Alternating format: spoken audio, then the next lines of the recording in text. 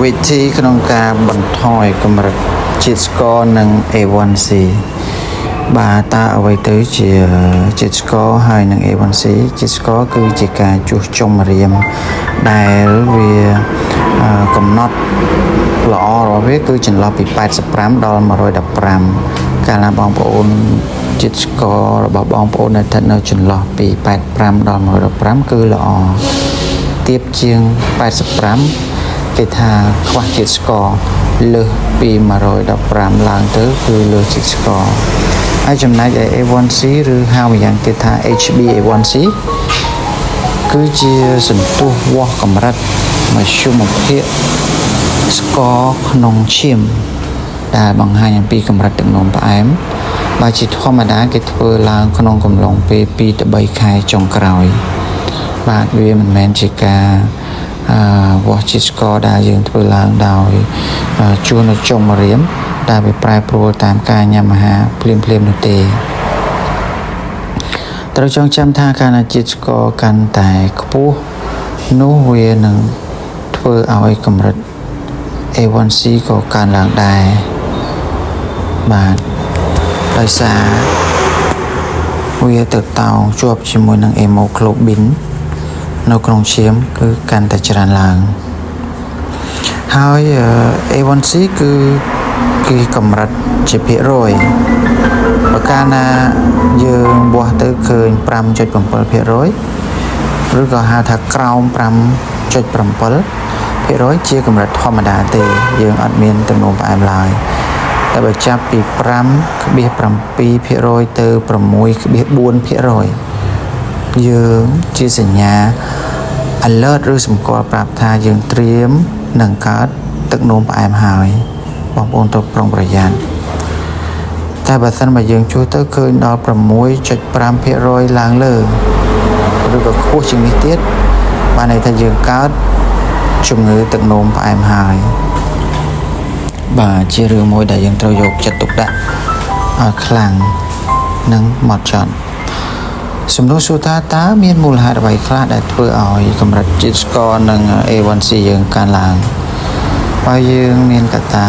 4យ៉ាងគឺរបបអាហារកង្វះហាត់ប្រាណបញ្ហាសុខភាព stress ឬការសម្រាកមិនគ្រប់គ្រាន់របបអាហារជាទូទៅគឺការបរិភោគអាហារដែលមានកម្រិតជាតិស្ករខ្ពស់ភេសជ្ជៈដែលមានជាតិផ្អែមខ្លាំងហើយនឹងអាហារដែលមានជាតិម្សៅកាបូអ៊ីដ្រាតច្រើនពេករយៈពេលយូរអាហារដែលជាមានជាតិកាបូអ៊ីដ្រាតហ្នឹងគឺយើងចែកចេញជាពីរប្រភេទគឺអាហារដែលធ្វើឲ្យជាតិស្ករឡើងលឿនដូចជាស្ករសទឹកក្រូចកំប៉ុងជាដើមហើយនឹងអាហារដែលធ្វើជាតិស្ករឡើងដែរតែមានល្បឿនយឺតដូចជាបាយដំឡូងគ្រាប់ធញ្ញជាតិក៏មានជាតិស្ករដែរតែវាឡើងមានសភាពយឺតឬក៏មានកម្រិតបាទសម្រាប់ការកង្វះហាត់ប្រាណវិញគឺមានន័យថារាងកាយមិនអាចដុតរំលាយជាតិស្ករដែលលើសនៅក្នុងរាងកាយយើងបានគ្រប់គ្រាន់ឬក៏បានល្អទេដោយសារយើងកង្វះហាត់ប្រាណហើយបញ្ហាសុខភាពលំពែងមិនអាចផលិតអាំងស៊ូលីនបានគ្រប់គ្រាន់ឬក៏កោសិការាងកាយវាស៊ាំទៅនឹងអាំងស៊ូលីននោះអាំងស៊ូលីនជាអ្វីអាំងស៊ូលីនជាអរម៉ូនសំខាន់ផលិតដោយលំពែងអាំងស៊ូលីនប្រៀបដូចជាកូនសោបើកទ្វារឲ្យជាតិស្ករចូលក្នុងកោសិកាឬក៏ជាអ្នករក្សាតុល្យភាពជាតិស្ករនៅក្នុងរាងកាយបាទហើយម្យ៉ាងទៀតគឺកើតឡើងដោយសារការកើត stress និងការសម្រាកមិនគ្រប់គ្រាន់បានកត្តាទាំងអីនេះហើយក៏អាចជំរុញឲ្យជាតិស្ករឡើងខ្ពស់ដែរយើងមានវិធីសាស្ត្រខ្លះដែរដើម្បីបន្ថយជាតិស្ករទាំងនោះឡើងវិញបាទទី1គឺតកតងនឹងការកែប្រែរបបអាហារ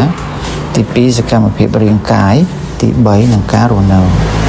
ការកែប្រែរបបអាហារគឺ ចំណុចដំបូងគឺការកាត់បន្ថយបាយសមីនំប៉័ងនិងអាហារធ្វើពីម្សៅបាទយើងត្រូវតែកាត់បន្ថយកុំញ៉ាំច្រើនពេកចំណុចបន្ទាប់គឺបញ្ឈប់រាល់ភេសជ្ជៈផ្អែមទាំងឡាយណាដូចជាទឹកក្រូចកំប៉ុងកាហ្វេទឹកដោះគោផ្អែមឬក៏បង្អែមគ្រប់ប្រភេទមួយទៀតគឺបង្កើនការញ៉ាំបន្លែបៃតងនិងអាហារដែលមានជាតិសរសៃfiber ឲ្យបានច្រើនបាទដូចជាអង្ករសម្រូបអាហារដែលមានជាតិសរសៃផ្សេងជាដើមចំណុចទី2គឺសកម្មភាពរាងកាយនេះគឺគេផ្ដោតទៅលើការហាត់ប្រាណឲ្យបានយ៉ាងតិចបាទ30នាទីក្នុងមួយថ្ងៃដោយហែលទឹកជិះកង់ឬក៏យើងដើរលឿនដើម្បីជួយឲ្យកោសិកាប្រើជាតិស្ករបានល្អហើយកុំឲ្យនៅសេសសល់នៅក្នុងរាងកាយដែលបង្កទៅជាជំងឺចំណុចទី3គឺការរស់នៅនេះគេចង់ផ្ដោតទៅលើការរស់នៅដោយមានផាសុកភាពដោយពិសាទឹកស្អាតឲ្យបានច្រើនជារៀងរាល់ថ្ងៃយ៉ាងតិចគឺ2ទៅ3លីត្របាទក្នុងមួយថ្ងៃចំណុចបន្ទាប់គឺគេងឲ្យបានគ្រប់គ្រាន់បាទការសម្រាកគឺសំខាន់ណាស់គឺត្រូវតែគេងឲ្យបានឆ្អែតនិងព្យាយាមកាត់បន្ថយភាពតានតឹងនិងអារម្មណ៍ធុញថប់នៅក្នុងខ្លួនអារម្មណ៍ក៏អាចជាកត្តាជំរុញឲ្យរាងកាយយើងចុះខ្សោយហើយនឹងបង្កឲ្យជាតិស្ករយើងកើនឡើងដែរបើបងប្អូនមានរោគសញ្ញាមួយចំនួនដូចជាអស់កម្លាំងខ្លាំងស្រេកទឹកខុសធម្មតានោមញឹកហើយច្រើនឬក៏ស្រកគីឡូលឿនខុសធម្មតាបាទបងប្អូនត្រូវប្រញាប់ទៅមន្ទីរពេទ្យហើយប្រសិនបើយើងត្រួតពិនិត្យទៅឃើញមានលើសជាតិស្ករឬក៏កម្រិត A1C កើនឡើងបាទបងប្អូនត្រូវពិភាក្សាជាមួយនឹងគ្រូពេទ្យជំនាញដើម្បីទទួលបាននូវការព្យាបាលតាមក្បួនវេជ្ជសាស្ត្របាទកត្តាទាំងអស់នេះហើយដែលអាចជួយបងប្អូនបានទាន់ពេលវេលាបាទជារួមមកវិញបាទមូលហេតុដែលកើតជំងឺលើសជាតិស្ករឬកម្រិត A1C កើនឡើងបណ្ដាលមកពីរបបអាហារគឺការញ៉ាំអាហារដែលមានជាតិស្ករខ្ពស់ពេកភេសជ្ជៈជាដើមកង្វះនៃការហាត់ប្រាណដែលធ្វើរាងកាយដុតកម្លោចជាតិស្ករហ្នឹងគឺមិនអស់បាទបញ្ហាសុខភាពលំពេងមិនអាចផលិតអាំងស៊ូលីនបានគ្រប់គ្រាន់បាទការកើនឡើងនៃ stress ឬក៏ភាពតានតឹងឬការសម្រាកមិនគ្រប់គ្រាន់ជាដើមហើយវិធីដោះស្រាយមកវិញគឺយើងត្រូវតែកែប្រែរបបអាហាររបស់យើងដោយបន្ថយការហូបកុំឲ្យច្រើនពេកនៅបាយមីនំប៉័ងអីហ្នឹងបញ្ឈប់រាល់សកម្មភាពភេសជ្ជៈផ្អែមប៊ីយ៉ាក៏ដោយបង្កើនការញ៉ាំបន្លែបៃតងនិងអាហារមានជាតិសរសៃហាត់ប្រាណឲ្យបានយ៉ាងតិច30នាទីនិងពិសាទឹកឲ្យបានច្រើន2ទៅ3លីត្រក្នុងមួយថ្ងៃគេងឲ្យបានគ្រប់គ្រាន់និងកាត់បន្ថយភាពតានតឹង